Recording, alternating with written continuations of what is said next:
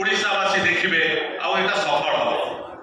ପ୍ରଶାନ୍ତ ବାବୁ ଆଉ ମୁଁ ଯେତେବେଳେ ଆମେ ସିନେମା କଥା ଭାବିଲୁ ଏବଂ ସିନେମାକୁ ଆଗକୁ ଆଗେଇ ନେବା ପାଇଁ ଯେତେବେଳେ ସ୍ୱପ୍ନ ଦେଖିଲୁ ସେଇ ସ୍ୱପ୍ନକୁ ସାକାର କରିବା ପାଇଁ ଯେ ଗୋଟେ ଓଡ଼ିଆ ଓଡ଼ିଆ ହିସାବରେ ବହୁତ ଗର୍ବିତ ଅନୁଭବ କରେ ଆକ୍ଚୁଆଲି।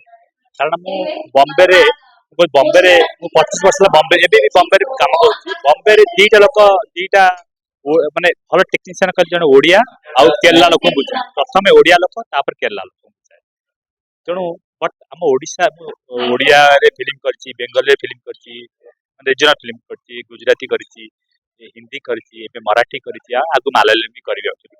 କିନ୍ତୁ ଓଡ଼ିଶାର ଯୋଉ କଳା ଯୋଉ ସଂସ୍କୃତି ଅଛି ପ୍ରତି କର୍ଣ୍ଣର ଆମର ଗୋଟିଏ ପାର୍ଟ ଆଉ ଗୋଟେ ପାର୍ଟକୁ ଯିବେ ଓଡ଼ିଶାର ସବୁ ଜାଗାରେ ସବୁ ପ୍ରାନ୍ତରେ ଅଲଗା ଅଲଗା ଲୋକନାଟ୍ୟ, ଲୋକ ସଙ୍ଗୀତ, ଲୋକ କଳା ଏବେ ମଧ୍ୟ ମାନେ ଆପଣ ଦେଖିବେ ମେଡିଭାଲ ଟାଇମ୍ ଆମର କହୁଛ ମଧ୍ୟଯୁଗୀୟ ସେବେଠାରୁ ଆପଣ ମାନେ ଯେବେ ଆମର ମୁସଲିମ ଆସିଛନ୍ତି ଯୋଉ ମୁସଲମାନ ମାନେ ଯୋଉ ତାଙ୍କର ଇଏ କରିଛନ୍ତି ସେ ଶାସନ ଆମର ଯେମିତି ହେଲା ମୋଗଲ ତମସା ହେଲା, ମୋଗଲ ତମସାଠୁ ଆରମ୍ଭ କରିକି ଆପଣଙ୍କର ଛଉ ନାଚ ହଉ କି ଆମର ପ୍ରହ୍ଲାଦ ନାଟ୍ୟ ହଉ କି ରଣପା ହଉ କି ଆପଣଙ୍କର ରାମଲୀଳା କି ରାଧା କୃଷ୍ଣଙ୍କ ପ୍ରେମ ଲୀଳା, ଭାରତ ଲୀଳା, ये भी बहुत गुड़े नाच अच्छी चैती घोड़ा चैती घोड़ा रही कलाचारी जाति कहल मतलब सब जिन बोली भल बोली अच्छी कलाचारी जाति कहल नागरी कलाचारी जाति कह कलाचारी जाति न कही पारी रे नागरी लो गोड़ घसी दे ଯାହାକୁ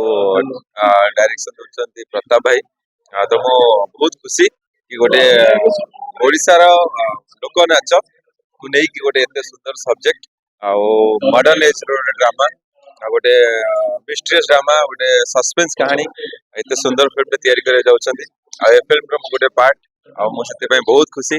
ଆଉ ବହୁତ ମଲ୍ଟି ଷ୍ଟାର ରହିଛି, ବହୁତ ଭଲ ଭଲ ଆକ୍ଟର ମାନେ ଅଛନ୍ତି। ମତେ ବହୁତ ଖୁସି ଲାଗୁଛି କି ମୁଁ ଏଇ ଫିଲ୍ମର ଗୋଟେ ପାର୍ଟ ହେଇପାରିଛି ଏଣ୍ଡ ଧନ୍ୟବାଦ ଜଣାଇବି ସଞ୍ଜୟ ସାର୍ଙ୍କୁ ଆମ ପ୍ରୋଡ୍ୟୁସର ଏଣ୍ଡ ଆମ director Pratap sir and Prakash film. ମୁଁ ବି ଏତେ ବିଲିଭ ରଖିଲି କି ମୁଁ ଏତେ ଭଲ ମାନେ ଏଥିରେ ମୁଁ ବେଷ୍ଟ ଦେଇପାରିବି। ଆଶା କରୁଛି ଏଇଟା ସମସ୍ତଙ୍କୁ ବହୁତ ଭଲ ଲାଗିବ। ଏକ ନୂତନ ଧରଣର ନୂତନ କାହାଣୀକୁ ନେଇ ଏ ଦୁଇଟି ସିନେମା ତିଆରି ହେବ, ଯାହାକି ଓଡ଼ିଶାରେ ଆଜି ପର୍ଯ୍ୟନ୍ତ ସେଇଭଳିଆ ସିନେମା ତିଆରି କରାଯାଇ ନାହିଁ। ଆଉ ଦିଟା ଯାକ ସିନେମାର କାହାଣୀ ଭିନ୍ନ ପ୍ରକାର ଏବଂ ଦୁଇ ଜଣଙ୍କୁ ଆମେ ଏଠି ଡାଇରେକ୍ଟର ଭାବେ ଲଞ୍ଚ କରୁଛୁ, ଯୋଉମାନେ କି କ୍ୟାମେରା ପର୍ସନ ପ୍ରତାପ ରାଉ, ଧ୍ରୁବାନନ୍ଦ ପଣ୍ଡା ଆଉ ବହୁତ ଗୁଡେ ଆର୍ଟିଷ୍ଟ ଏଥିରେ ଅଛନ୍ତି ଦିଟା ଯାକ କାହାଣୀରେ। ଟିଭି ଆଉ ପ୍ରକାଶ ଫିଲ୍ମସ ର ଅନେକ ଗୁଡେ ଚଳଚ୍ଚିତ୍ରରେ ମୁଁ ସଂଳାପ ଲେଖିଛି, ସ୍କ୍ରିପ୍ଟ ରଚନା କରିଛି। କିନ୍ତୁ ଏ ଯୋଉ ଚଳଚ୍ଚିତ୍ର ରଙ୍ଗ ସୁର ଇଏ ଗୋଟେ ଡିଫରେଣ୍ଟ ଟାଇପ ର ଚଳଚ୍ଚିତ୍ର। ଗୋଟେ ଓଡ଼ିଶାର ଗୋଟେ ଲୁପ୍ତ କଳା, ହଜି ଯାଉଥିବା ଗୋଟେ କଳା ବାଘ ନାଚ ଉପରେ, ଯୋଉଟା କି ଆମର ଗୋଟେ ବିସ୍ମୟ ଗୋଟେ ଅସ୍ମିତାକୁ ଓଡ଼ିଆର ଅସ୍ମିତାକୁ ନେଇ ଚଳଚ୍ଚିତ୍ର ଗତିଶୀଳ ଗୋଟେ ଲୁପ୍ତ କଳାକୁ ଆମେ ପୁନରୁଦ୍ଧାର କରିବା ପାଇଁ ଚେଷ୍ଟା କରୁଛୁ। ତା ଭିତରେ ସୁନ୍ଦର କାହାଣୀଟି ଅଛି, ପ୍ରେମ ତ ନିଶ୍ଚିତ ଅଛି, ତା ଭିତରେ ସସ୍ପେନ୍ସ ଅଛି।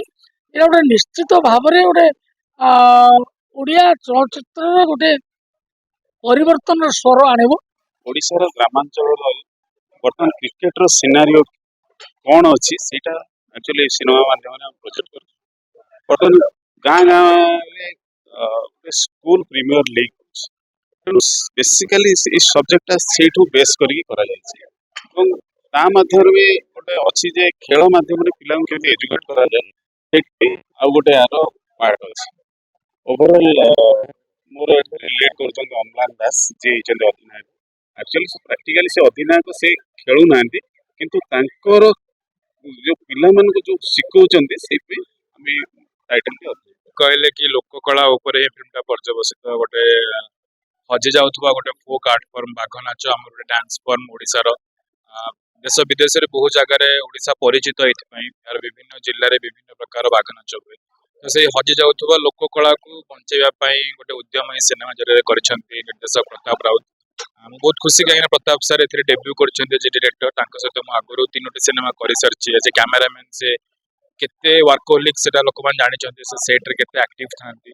Show I am very happy for him କି ସେ ଗୋଟେ ଡିରେକ୍ଟର ହିସାବରେ ଡେବ୍ୟୁ କରୁଛନ୍ତି। ରଙ୍ଗାସୁର ଭଳିଆ ଗୋଟେ टॉपिक रे फिल्म टा होची कहीं ना बहुत सारा एमती नाच गीत रोमांटिक वाला सिनेमा हुए किंतु एमती गोटे हजि जाउथवा लोक कला को आउ थरे पुनर्बार बंचाइबा पई चेष्टा कराई सिनेमा रे एथिरे गोटे बाघ नाच जे नाचे तार भूमिका रे एते प्रोड्यूसर संगे काम करिया परे as a distributor and as a exhibitor टिके बहुत फॉर्मूला जानी सारी कि जदि भलो पिक्चर भलो कंटेंट हेबो को भी पिक्चर सुपर हिट हे परिबो जदि लापता लेडीज बिना स्टार कास्ट गोटे एते बड़ 100 crores फिल्म हे परिबो तो आम छोटे बजट पिक्चर रे भी कंटेंट भलो स्टार नै करी पिक्चर सुपर हिट हे खुशी लाଗୁଛି ଏ ଫିଲ୍ମର ମୁଁ ପାର୍ଟ ହେଇପାରୁଛି ଗୋଟେ ଅରିଜିନାଲ କଣ୍ଟେଣ୍ଟ ଫିଲ୍ମ ଆମର ଓଡ଼ିଆ ନୃତ୍ୟ ଇଏର ଫିଲ୍ମ ରଙ୍ଗାସୁର ବାଘ ନାଚ ଉପରେ ଫିଲ୍ମ ଡାଇରେକ୍ଟରଙ୍କ ଭିଜନ ବହୁତ ଆଗକୁ ବହୁତ ବଡ଼ ଅଛି ଫର ହୋପ୍ ସୋ କି ଫିଲ୍ମଟି ଯେମିତି ଷ୍ଟୋରି କହିଛନ୍ତି ସେ ଫିଲ୍ମଟି ଭଲ ହେବ